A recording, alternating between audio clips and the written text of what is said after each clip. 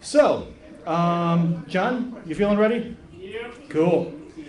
I always have fun, as I say, mangling performers' names, and his is easier than most, but I try really hard not to because it's just far too easy to come up with something that is similar to, but not quite the same as his name. But his name is brilliant in and of itself because it makes me wander around the venue practice going, Mangum, Mangum, Mangum.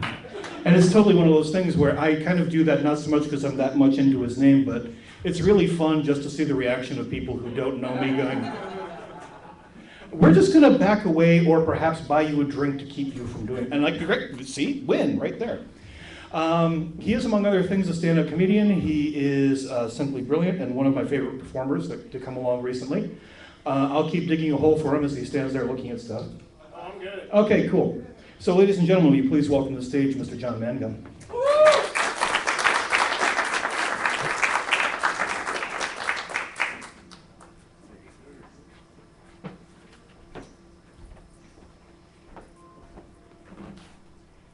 And before I get accused of not being prepared, this is not a laptop, it's a cell phone from the 80s.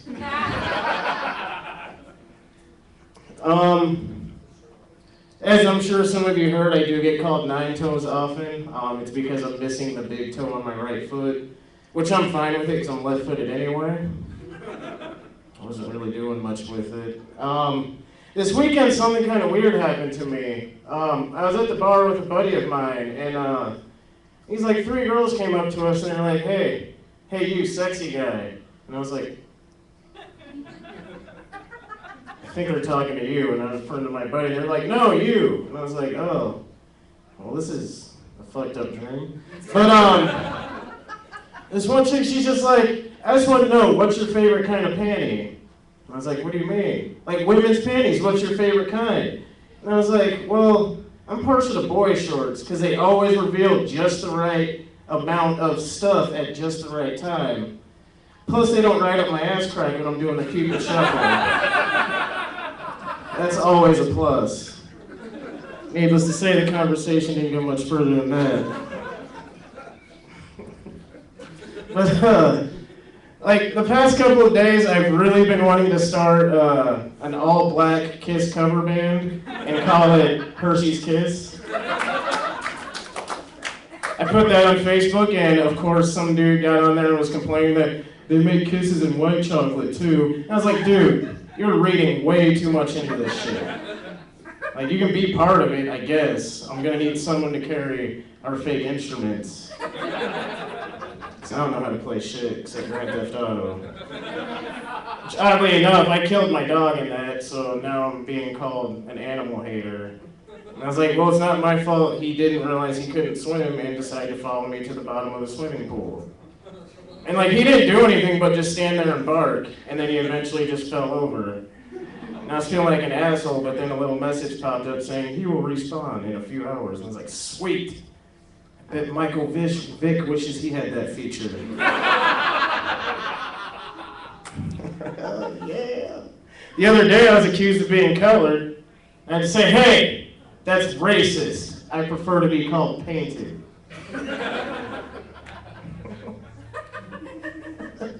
Oh shit. I love that one, just because, I don't know why. Sometimes when I'm high, I wonder, do black people pick their teeth when they get cotton mouth?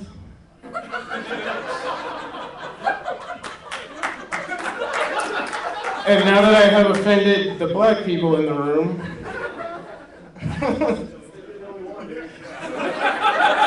and I prefer it that way.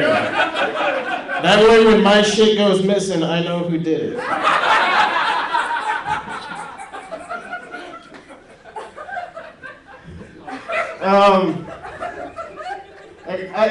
Sometimes I feel like if I ever get a woman pregnant and I attend Lamaze class with her, I should be given a refund if I don't hear Push It by Salt and Pepper.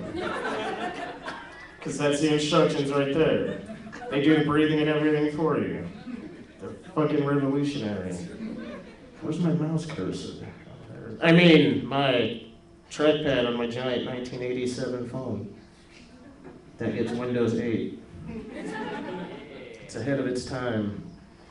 Last week in a dancing contest I was about to win, but I forgot to realize I was up against Michael J. Fox, and he broke out the Harlem Shake.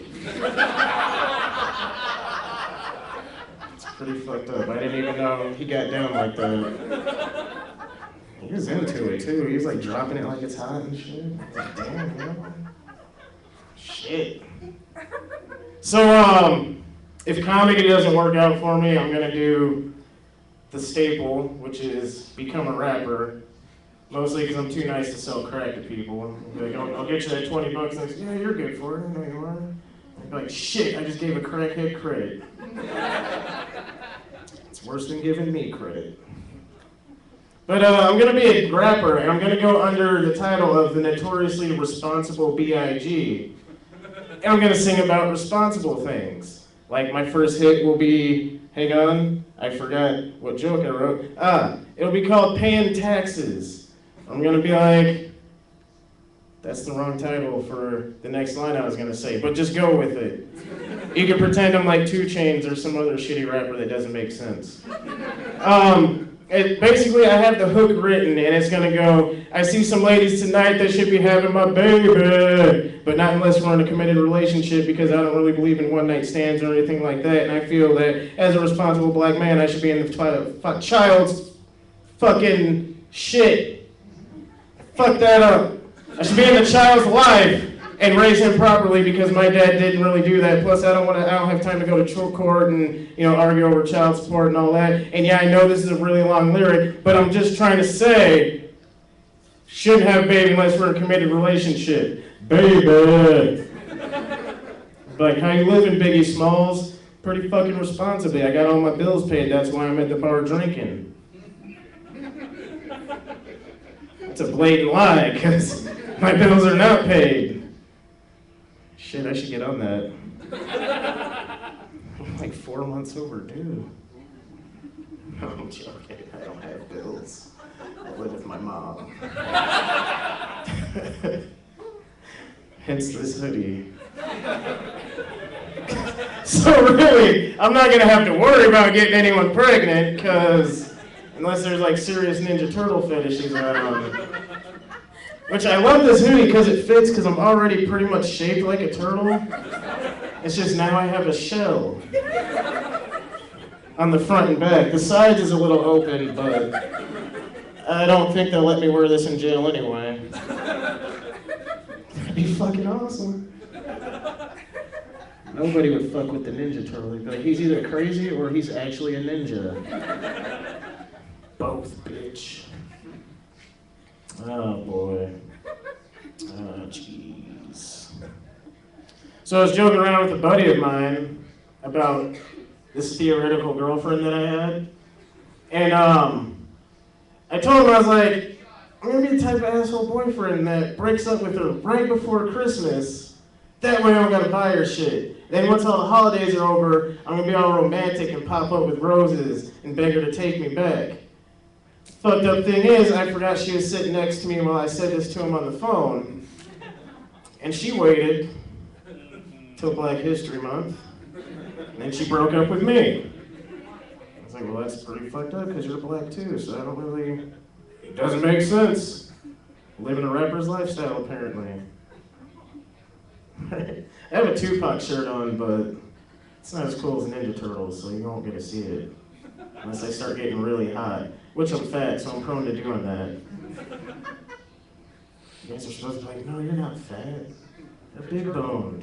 Yeah, thank you. Right? I'm a turtle. Big fucking turtle.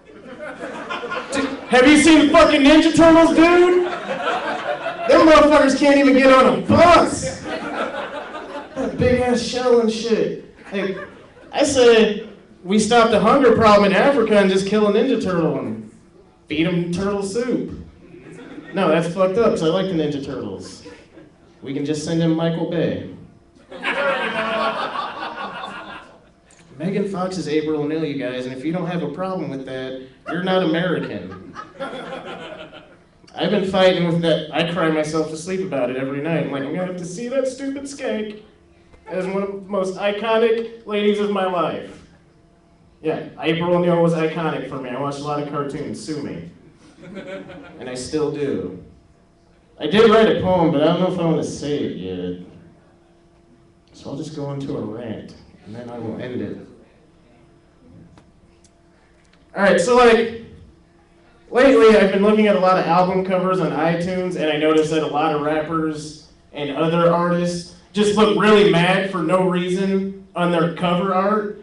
And like, I'm the type of guy that, first of all, I don't like being yelled at, because like I said, I live with my mom, so I get enough of that. I don't like it when you're just angry all the time and you're trying to make me angry, because I listen to music to feel happy. So like, I don't want to hear, like, I popped a cap in his ass and then drank all his Kool-Aid. Because like, dude, someone's going to be thirsty after realizing that their son or daughter or whoever you just shot is dead on the floor. They're going to be thirsty. The least you could do is make them another fucking pitcher of Kool-Aid. Like, you took the time to clean up blood, you couldn't make a pitcher of Kool-Aid? That's a lot quicker, in my opinion. But, like, I just feel like if you're not gonna make me happy while I'm listening to you, and you're making all this fucking money from singing or rapping, damn, I'm hung up on rap right now. It's probably because I don't listen to anything else. Because I would feel weird if I went into Best Buy and bought, like, a Johnny Cash CD. So they'd look at me and be like, are you sure this is what you... And I'm not saying that because of anything other than, like, I was at Barnes & Noble once, and I bought Dante's Divine Comedies, and the cashier looked at me and she goes, so what class are you reading this for? And I was like, bitch, I'm reading it for fun. She's like, oh, you must be smart. And I was like, I don't like your condescending attitude. Quick, go get me at the source so I can cuss her out with more big words. She didn't appreciate that, and neither did security when they escorted me out. I was like, I took my pants off because she offended me, so I figured, she can offend motherfuckers, so can I.